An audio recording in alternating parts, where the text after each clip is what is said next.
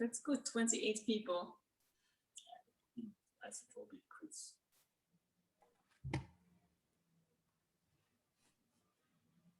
Oh, 38. Okay.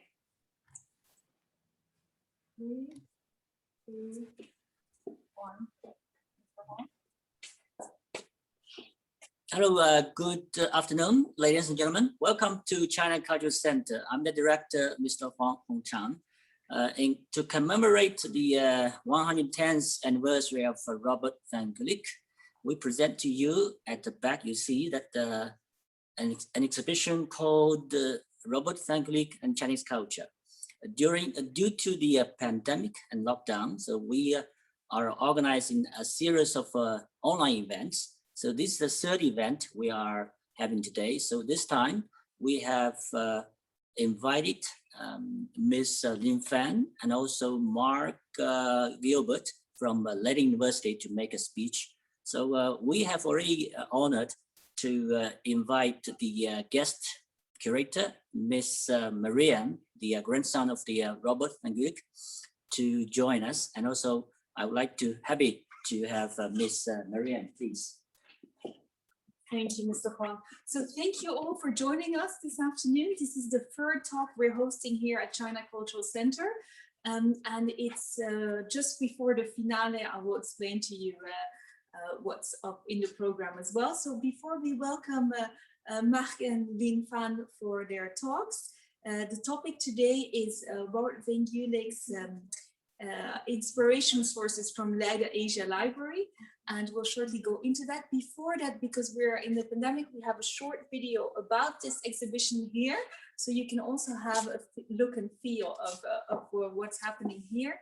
The exhibition is to highlight van Gulik next to his accomplishments as a sinologist, diplomat, and writer, as an artist and as a collector. So a large part of this exhibition is also with the illustrations that were in the Judge D, that are in the Judge D books. So before we start on the little video introduction, we would also like to introduce our grand finale event, which will take place on the 10th of April.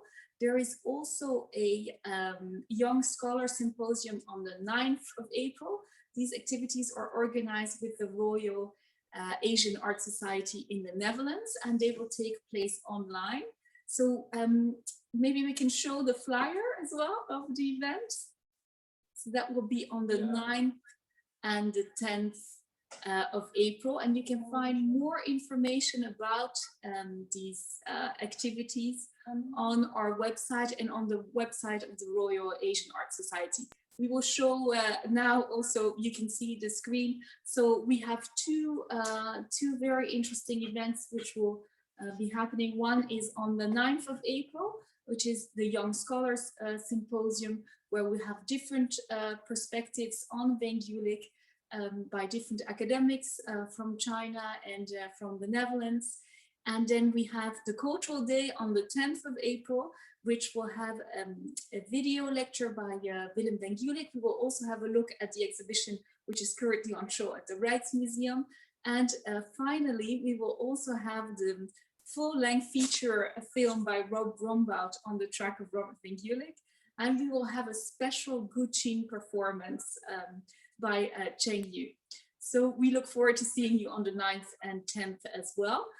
Before we go into our talks, we'll just have a short view at the video of the exhibition here at China Cultural Center.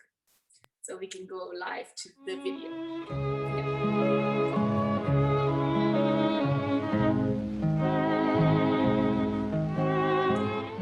Welcome to the China Cultural Center in Den Haag for a viewing of the exhibition Robert van Gulik and Chinese Culture, Refined Enjoyment of Elegant Leisure. I am Marianne and I am the curator of the exhibition. I am also a granddaughter and a fan of Robert van Gulik.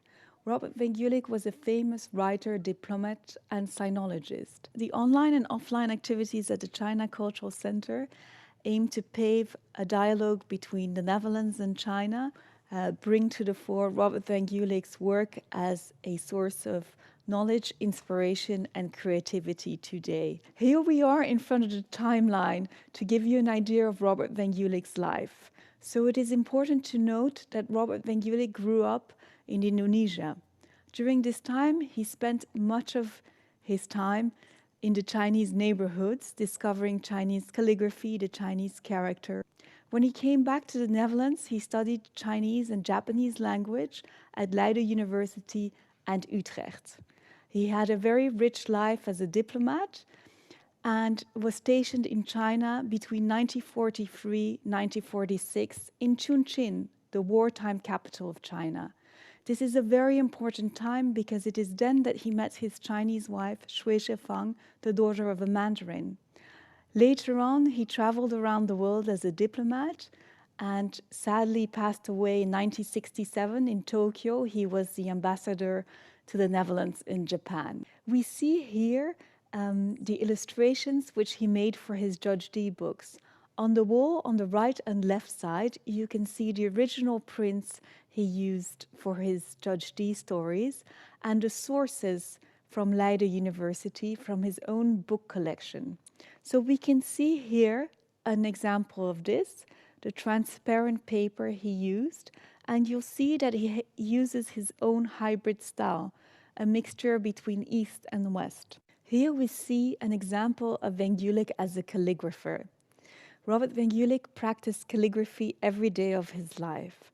And here you can see some examples of it, where he practiced it actually on the business cards of the Dutch embassy. A highlight of the exhibition is the calligraphy of Van Gulik, which is here, you can see it on view, and it's from the personal collection of the family. Van Gulik liked to name his libraries.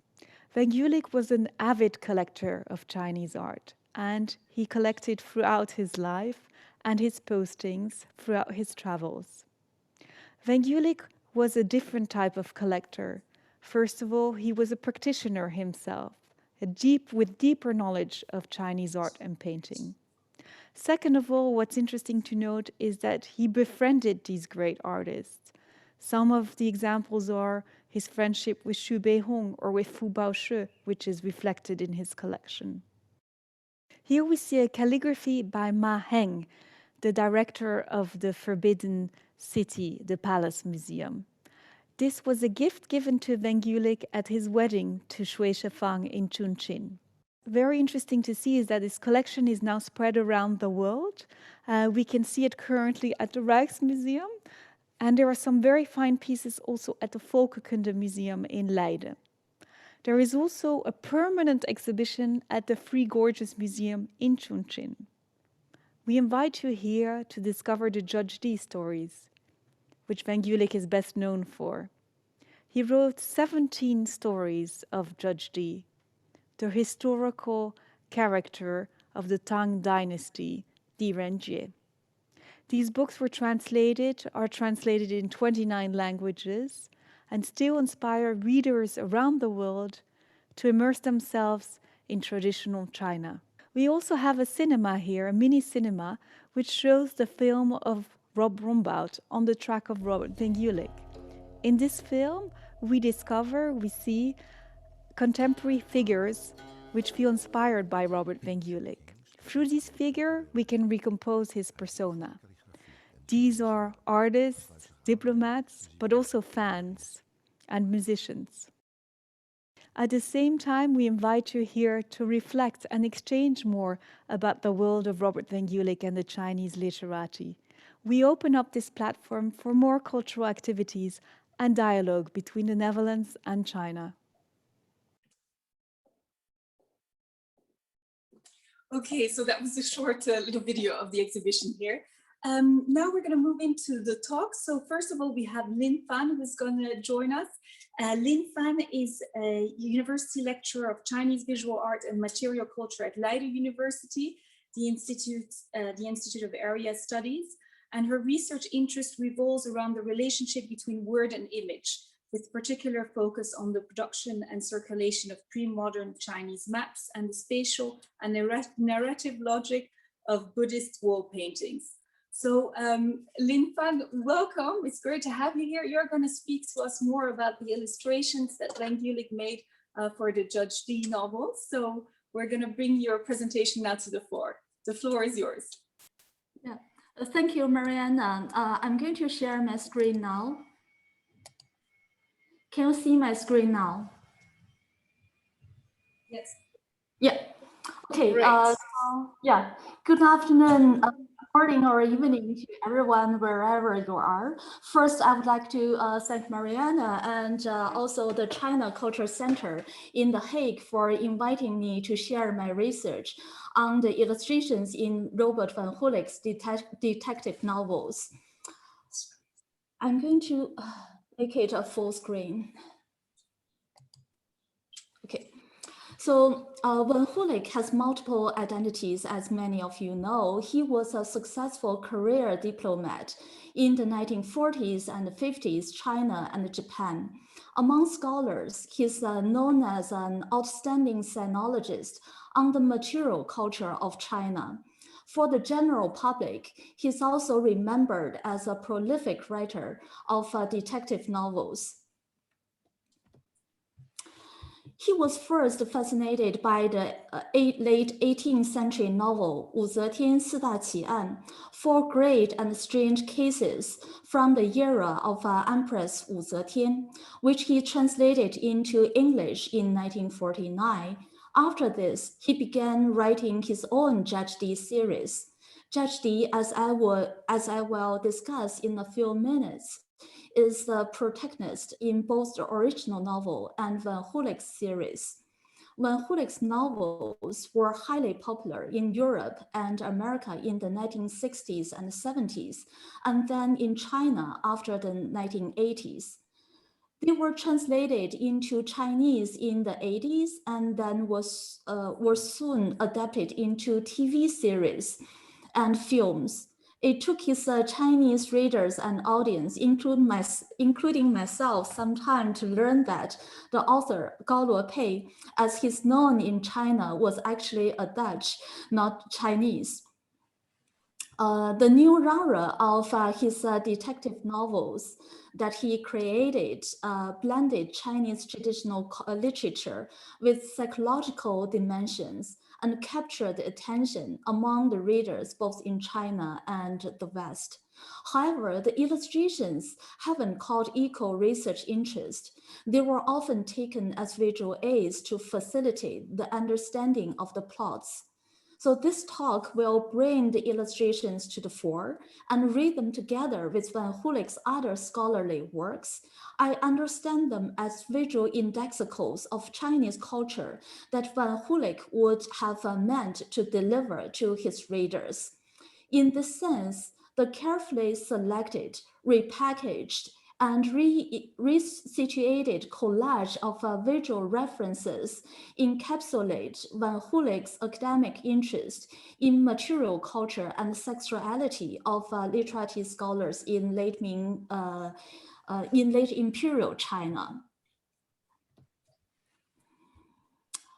Due to the time constraint, this talk will especially focus on how he appropriated imagery from Chinese popular novels for his illustrations and how he came to cultivate, to use his own words, a genuine old Chinese style to imagine the material life of the Ming elite.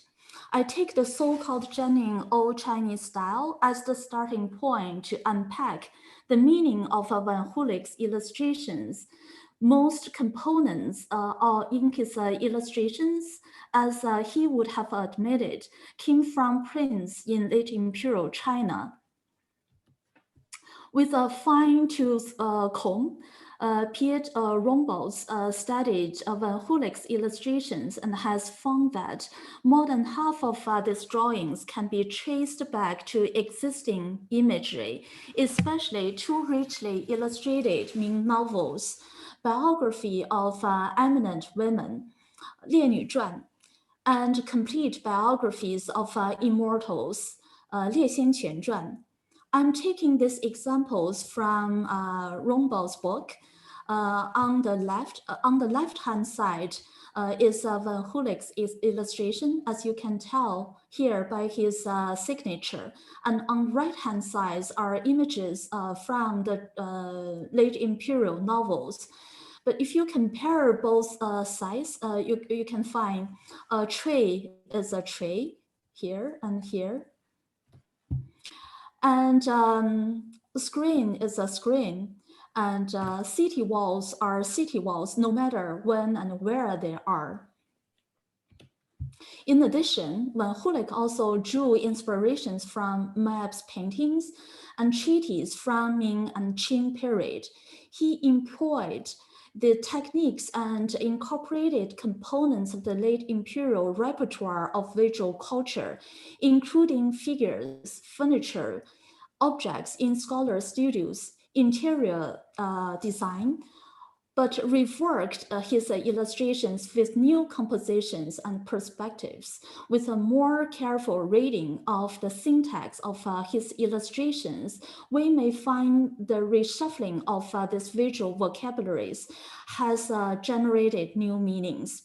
Although all the stories in the 𝐤𝐥𝐺 series revolve around the brilliant, morally upright official 𝐉𝐮𝐽, who lived from 630 to 700 and are therefore set in the Tang Dynasty, the visual and written sources that inspired him mainly derive from the popular novels of the late Ming Dynasty, a period that Van Gulik especially favored for its sophisticated cultural taste and leisurely, carefree, and idiosyncratic lifestyle of its educated elite.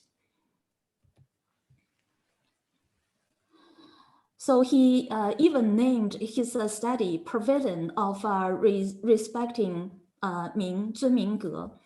And a good example for his association with the Ming is the book cover of his book, Sexual Life in Ancient China. So on the left-hand side, you see the book cover of his 1961 edition of the book. The cover is directly taken from the Ming version of a painting called The Night Banquet of 𝐈𝐥𝐥𝐬𝐿. On the right, you see the 12th century version of this painting. If you compare both, you will find the right-hand side or the earlier painting captures the absent-mindedness of the minister 𝐿𝐥𝐹𝐺, who wanted to show his indifference to court politics by indulging himself in endless night parties and fanatic entertainment. However, Van Gulik didn't choose this earlier version, but a much later version that is attributed to Ming Dynasty artist Tang Yin. This could be a duplication of the Ming version in the later period, probably in the Qing Dynasty. But the lively color, the dynamic strokes on the ropes and also the screens, and more importantly, the ambiguous gaze of the Ming sitter 𝐿𝐥𝐹𝐺 create a sensual atmosphere, sensual unsettling atmosphere that would fit the imagination of the late Ming elite life. Therefore, if these illustrations are viewed from a broader art historical perspective, Van Gulik's attempts to cultivate a genuine old style should be understood as a calculated construction of new visual narratives, which would appear both familiar and uncanny at the same time. In my discussion below, I will especially focus on three of his strategies in creating new imagery, namely cross-media translation, mise-en-scène, and introduction of female nude. So the first one, mise-en-scène. The best example of this strategy would be his use of the cover of a Chinese incense burner to design an imaginary maze in his novel, which I'm going to show in a minute. So in the preface to his novel, The Chinese Maze Murders, he states, I also added new plot of the maze mystery, which doesn't occur in Chinese detective novels, although mazes are occasionally mentioned in the description of Chinese palaces. The design of the maze reproduced in the present story is reality that of the cover of a Chinese incense burner, which you can see on the lower left on the screen. It is an old Chinese custom to place a thin plate like this one of a copper, which with a cutout and continuous design on top of a vessel filled to the brim with incense powder. So here, when the powder is lighted at one end of the design, it slowly burns on like a fuse following the design. So here, if you put the powder, fit the powder into the container, and then when you burns, and then it will follow the pattern. So the design utilized in the present story was borrowed from 印象图稿, a book on this subject published in 1878. So the book was composed by Ding Yuehu.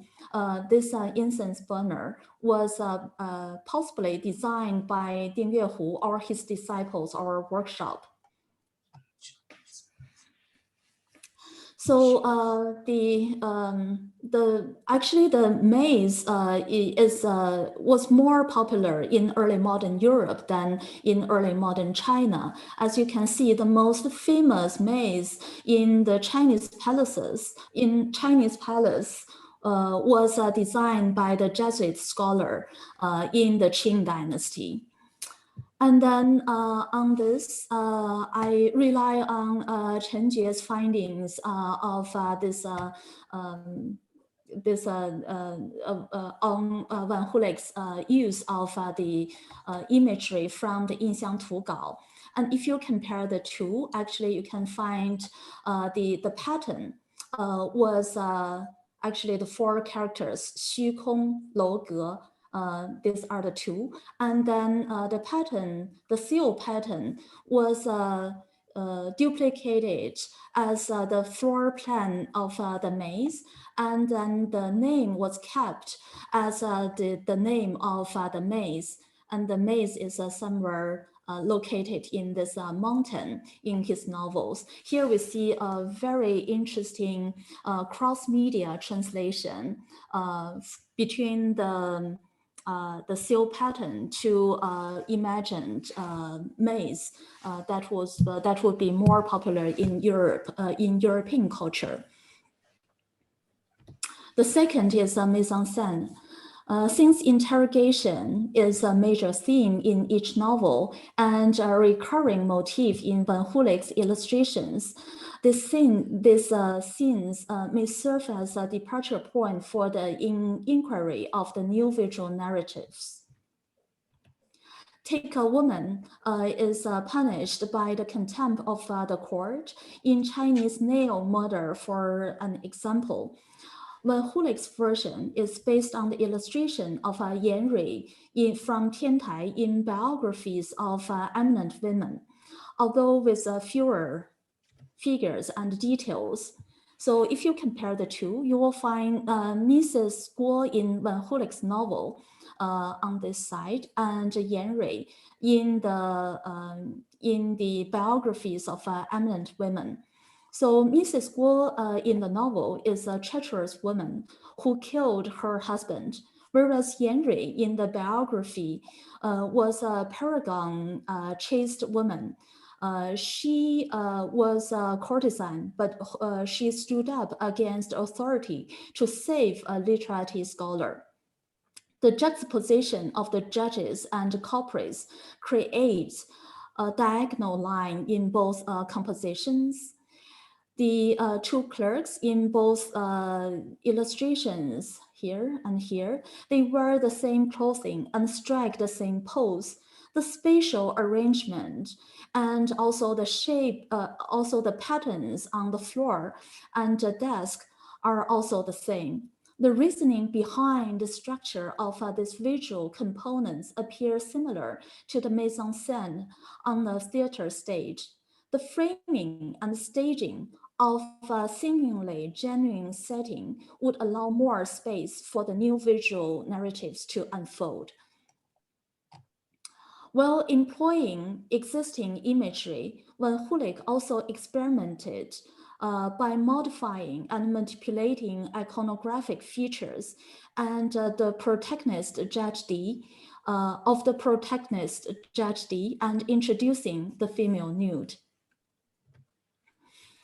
The four great and strange cases from the era of Empress Wu Zetian present a humble, aged Judge Di in front of the emperor and empress. By contrast, Van Gulik's illustration is presents an idealized image of a younger, more emphatic judge.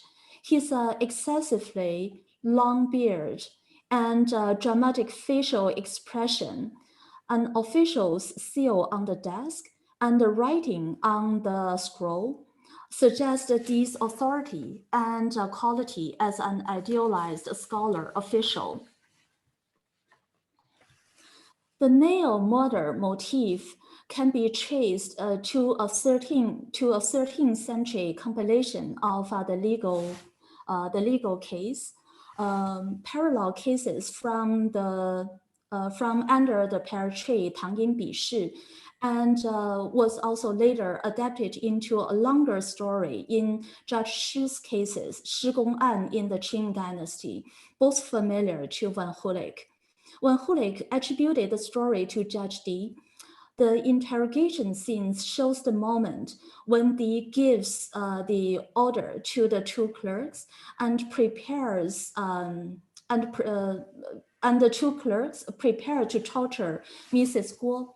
While torture was a historical reality in imperial China, Van Gulik's bold innovation was to depict Guo as a voluptuous, half-naked woman in this violent scene, as he did with female characters in other novels too. So here I'm just scrolling down to show you the other images. And I apologize for the minimal source information on these slides. I had a mouse arm recently, so this prevents me from using mouse and keyboard too much. So, but if you flip through his novels, you can easily encounter these images. So these images are taken from his novels, such as He Came with the Rain, Murder in Canton, the Chinese Gold Murders, the Chinese Maize Murders, the Emperor's Pearls, the Phantom of the Temple, the Red Pavilion, the Willow Pattern, and etc. While nudity is common in Ming erotic paintings, in Chinese it's called 春宫画 or spring palace painting. Men and women are always depicted equally semi-naked or naked in the scenes of seductive sexual pleasure, such as this one in Van Gulik's own collection. However, the female nude in Van Gulik's novel is often shown facing full-clothed male officials, such as Judge Di here. The visual effects of this compositional contrast between a semi-naked felon and a full-clothed judge objectifies the female body and legitimate social and gender-related male dominance in Van Gulik's invention of the late Ming social life. Yet, In an age in which Fu Manchu and Sumeru were all part of the popular culture in the West, his Western readers wouldn't have been surprised or distressed by scenes like this. So now I'm coming to my conclusion. When Hulick was a unique and brilliant sinologist in his day, his linguistic talent and exposure to Chinese culture since growing up in the Dutch East Indies enabled him to develop a broad interest in Chinese literature, visual culture, and material culture. He was no mere armchair ethnographer imagining an exotic China. He was a serious researcher who emulated idealized lifestyle of a Chinese educated elite. He played guqin, a Chinese lute, practiced calligraphy and seal carving, and even kept a gibbon. In his illustrations, he cast a sympathetic yet exoticizing eye on the characters and relocated them into the repackaged material life of the Ming elite. In the accompanying illustrations, a genuine old Chinese style means his fascination with quote-unquote Oriental women. So that's it. Thank you. Thank you, Lin Fan, for your fantastic, fascinating presentation. There's lots of new insights in here. So just to remind also everybody here, so we're delighted to see you all joining us on Facebook and for Zoom, that Laurence is here as your host in the chat box. So if you have any question or comments, we have also sometimes at the end, but feel free to share your points in the chat box. So next we have Marc Gilbert, who is with us. So he's going to give a presentation also wrapping up the presentations that we had in the last months and with the sources that are at Leiden Asia Library. Marc Gilbert graduated from Peking University and INALCO. He was in charge of the Chinese collection at the Lyon Public Library before becoming curator of the Chinese Special Collection at Leiden University Libraries. So Marc, welcome, the floor is yours. Thank you, Marianne. Good afternoon, everyone. Can you hear me? Yes, okay. Thank you for being with us. This afternoon, I'm going to share my screen with you.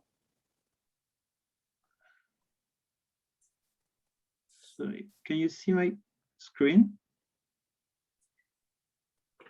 Can you see my screen? Yes. Yes? Yes. Okay. Thank you for this confirmation. So I will start now then.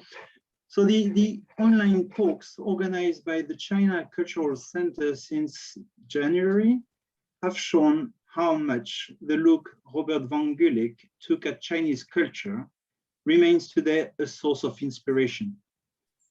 This look is embodied in the collection of Chinese books and manuscripts he had built over decades, and that is kept at Leiden University Libraries since 1977.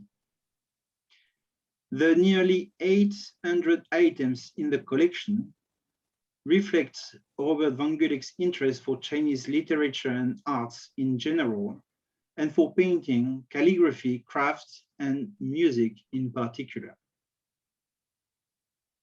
Being the last speaker of this series of talks, I propose to shortly look back at previous presentations by my colleagues to illustrate with a selection of items how refined enjoyment and elegant leisure is at the center of Van Gulik's collection. Before we start, and to illustrate how alive the collection remains more than 50 years after the death of its former owner, I would like to share with you an image of a Ming Dynasty edict once collected by Van Gulik that has recently joined our collection. Dated 1582, it honors the parents of an official named Zhao Fan. The scroll is currently being digitized and restored at the library, and we have a team of students and teachers working at the translation of the text and a description of the edict. You can follow us on social media for updates on this project. Our next post will be published on Facebook next week. But let's get started and look back at the presentation Dr. 𝐿 just made on the 𝐤𝐥𝐻 illustration. Van Gulik was fond of popular literature, and his collection includes a selection of pre-modern Chinese mysteries. A very important one is certainly an early 20th century lithograph edition of an 18th century Chinese mystery, the 4 great and strange cases from the era of Empress Wu Zetian. As we know, the main character of this mystery is 𝐷-𝐸𝐺, a historical figure from the Tang Dynasty, who stands here on the right of the illustration, on the right side. From his biography, we know that Van Gulik put this book in the only suitcase he could bring with him when he had to leave Japan in 1942. This novel by an anonymous author then traveled with him over Africa and all the way to Chongqing, where he was stationed between 1943 and 1946. But we will get back to this period later. The book followed then its owner to Washington, where Van Gulik started to translate it into English. The translation was published in 1949 in Tokyo, 1 year after the beginning of his second stay in Japan. The success of this translation encouraged him to imagine new mysteries for this Chinese judge to break. And he therefore began to write what we know today as the 𝐤𝐿 series. As Dr. 𝐿 Phan just explained, Van Gulik drew himself the illustrations inserted in his novels in a very recognizable style that was already formed at the time the translation was published, as you can judge here from the cover of the original edition. Many books in the collection Van Gulik left us are illustrated editions. There is no doubt that these publications nourished the inspiration of their owner. Dr. 𝐿 already gave us a good example with drawing from the Chinese maid's murders, inspired by the illustrations of 𝐸𝐿. But as she also said, many more examples are to be discovered over the pages kept in the collection. And Piet Rombaerts has carried out this patient investigation work and published his findings in 2019 in a very interesting bilingual book. I will here borrow a couple of examples he mentioned in this publication, and will let you refer to the book for an extensive overview. The woman on this illustration from the Chinese lake murders is, for example, directly inspired by a drawing from Wu Youru, a 19th century Chinese painter. Wu contributed to the Yanshijai Pictorial, a Chinese language magazine published in Shanghai in the late 19th century. Profusely illustrated, it was extremely popular among readers at the time. Van Gulik also found inspiration in Wu's work for this illustration of a dancing woman published in the Chinese nail murders. As you can see, the attitude of the subject is rather similar in both drawings, except for the position of the left arm that differs in Van Gulik's version. Here. A last example comes from a Ming Dynasty series of illustrated anthologies of prose and verse on various topics. Van Gulik found the inspiration for this drawing on the left of the screen, published in the lacquer screen, The inspiration was found in a volume on plums and snow from the series I just mentioned.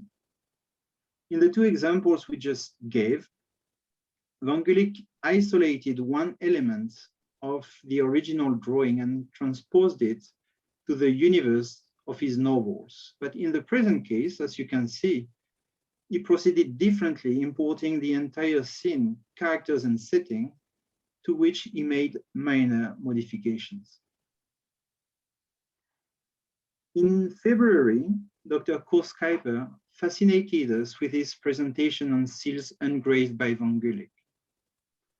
Van Gulik was one of the first Western scholars to pay attention to this Chinese tradition, and he collected some rare Chinese and Japanese editions on the subject. I will here only mention two titles from his collection. The first one was published at the end of the 17th century by a Ming Dynasty official who decided to engrave seals for Chinese historical figures and to publish them in a book with a short biography for each selected person. The seal on the bottom right corner here,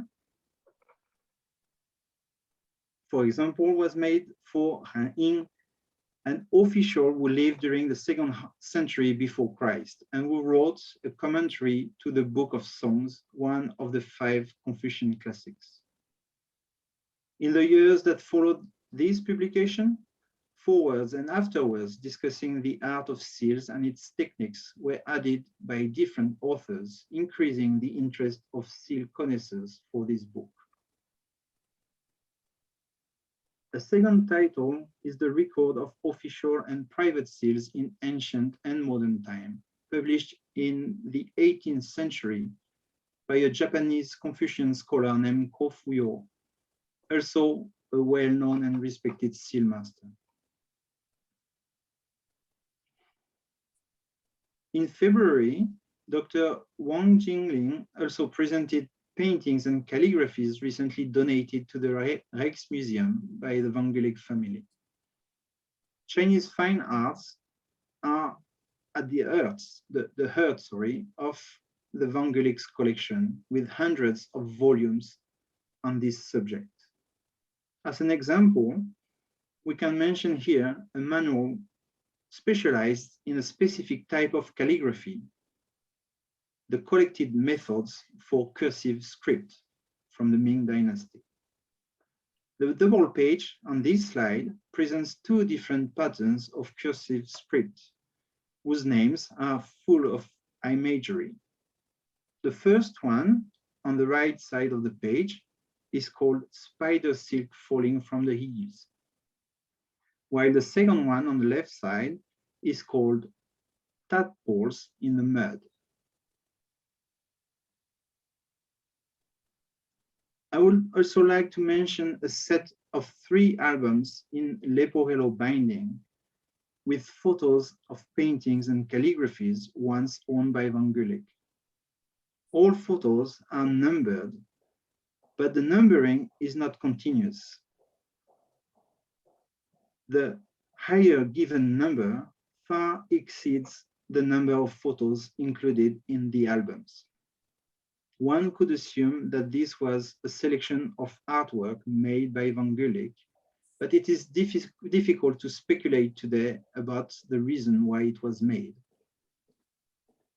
Judging by the seals extant in these albums, these paintings and calligraphies were probably acquired by Van Gulik during his first stay in Japan between 1935 and 1942.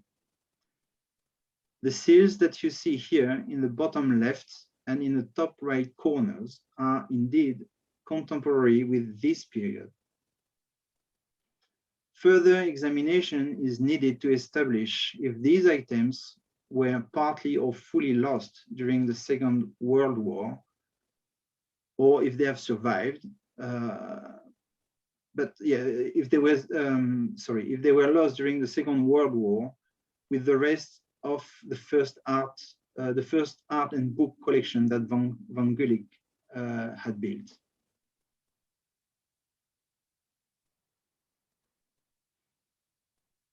During the opening talk on February 4, Professor Shi talked about Van Gulik and the world of Chinese literature, whose scholars whose poetry, calligraphy, painting, and music skills revealed their feelings and knowledge. The Chinese literary world is also reflected in the Van Gulik collection. He had indeed acquired a collection of 104 letters and poems dedicated to Feng Yuansu, a Chinese merchant from Huizhou who lived during the second half of the 16th century. The texts were written by about 80 different authors, including members of the royal clan, officers of rank, poets, painters, and calligraphers. Written over a period of 20 years, they celebrate painting and friendship. They sing the distress of parting. They express the frustration of scholars who failed the imperial examination, etc. Allow me here a short digression to say a few words about a wonderful project pertaining to Chinese cultural heritage in Europe. These 104 letters have been digitized as part of this project called Pagode, to which Leiden University Libraries proudly contributes as associated partner. In short, Pagode brings into the spotlight Chinese heritage as part of Europe's history of trade and exchange, and encourages a different understanding of the binary relationships between East and West. The project aims to aggregate into Europeana about 10,000 newly digitized objects in a dedicated thematic space in the platform called Europeana China. As more content becomes available in Pagode, galleries are created and posts published on a range of topics.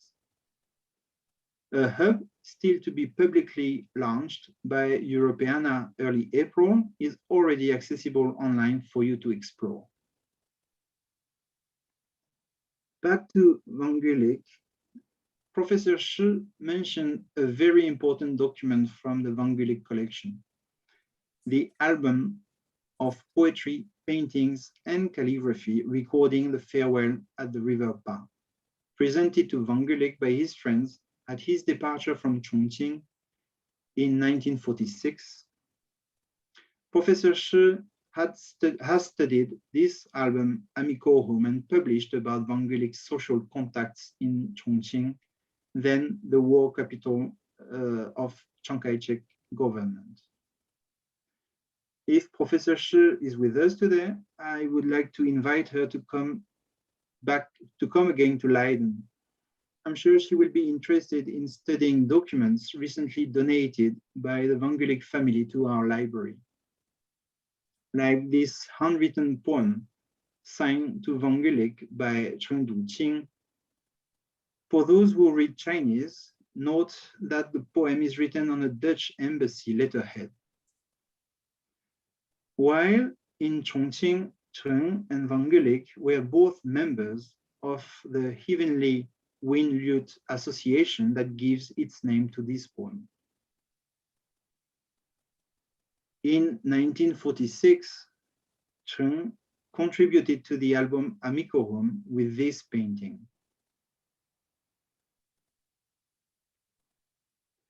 We can also mention this manuscript score, music score, copied and offered to Van Gulik by Lien Pi,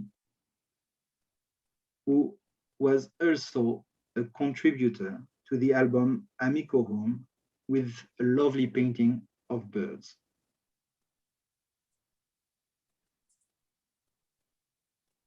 I could illustrate Van Gulik's literary world further with an obituary publication for 𝐕𝐵𝐻𝐸, a master from whom Van Gulik studied the lute in Beijing in 1936.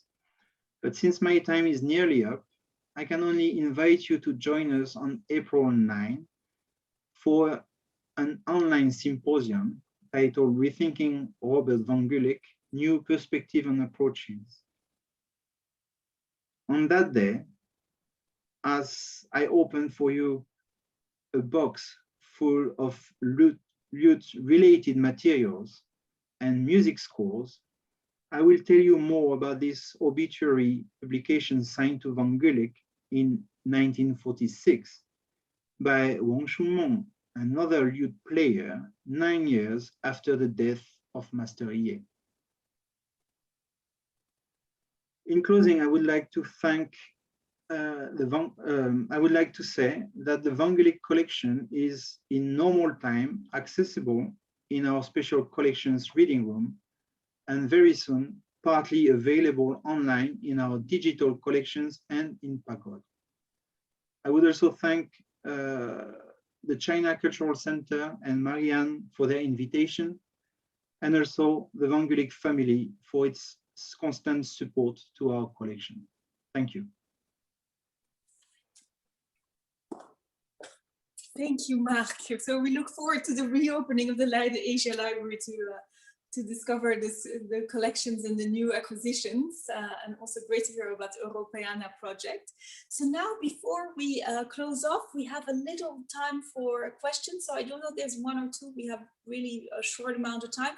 So if you do have a question, because I see we have lots of great guests today. We also have Curator. I don't know, maybe we can look at a bit who's here with us, but we have a really nice group. So if you have any questions, feel free to put them in the chat box. I don't know if you can find where the chat box button is on your screen. I think it's the third button on your screens. We did receive some things because some people had to leave earlier. So, and I think it's great that Marc went through the earlier presentations because they are all available online. So you can view them and also travel through the past activities. So please feel free to look at them online. They are on Facebook and also on YouTube, I believe. We've also spoke about the 9th and 10th of April. So this is going to be the grand finale, as I said before. So we're really looking forward to seeing you there as well. And hopefully this will become part of a yearly event also. And we hope to also see who are the new van Guliks today and tomorrow. So if we look at the 10th of April, we spoke a bit about the 9th, but just to let you know, we have a really quite big program also on the 10th. And we will have an online tour of, we will look back at the Young Scholars Symposium. We will have an online tour of the exhibition at the Rijksmuseum, the one here. And we'll have a keynote lecture by the son of van Gulik, Willem van Gulik. And very special is the performance of the 𝐿𝐿𝐿, which will be performed by 𝐀𝐬𝐢, who is a famous 𝐿𝐿𝐿 practitioner, and she will be playing it on Robert van Gulik's own 𝐿𝐿𝐿. So that's very special. And then in the afternoon, we have a documentary on the track of Robert van Gulik. Also to note is that there's been some really great, interesting points that were brought to the fore in Lin Fan's presentation on the illustrations of Robert van Gulik. There is also a book which is available through the Judge D website. If you're not familiar with this site, it's maybe good that we type it into the chat box. There you can find more information about the book by Piet Hombaerts, which also gives insights on all the illustration and the sources at Asia Library. So I think there's still a lot more to discover there. I think, do we have any questions from your side? Otherwise, Mr. Huang? I didn't see anybody who has raised any questions or not. Yeah. But actually, due to the lockdown, this exhibition, I think we'll have to prolong some time until when can be possibly open to public. So whenever, because now we know that the lockdown will be going until the 20th of April. So maybe we'll be open to public later. Okay, so if you have any questions, or please send email to info@cchague.org and asking questions, or whenever you have any ideas, and then you can communicate with us. Yeah, and we hope to welcome you upon appointment when it's possible again. So please do keep in touch. once again, we would like to thank Linh Phan and Marc Gilbert for their great presentations. We're also very much looking forward to the 9th and 10th for the program that's looking very exciting. And we also would like to thank the China Cultural Center and the great team here, Dennis, Shiré, and Laurence, who have been working on this event. And we look forward to seeing you on the 9th and 10th of April, or here when it's possible again. So in the meantime, stay safe, stay healthy, and we hope to see you soon. 再见. Okay, thank you very much. Thank you, Marianne. Okay, bye-bye.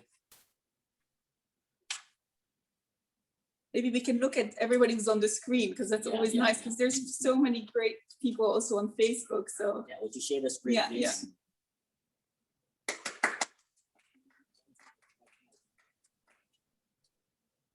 Okay, great. Okay, It's a wrap. bye. Bye-bye.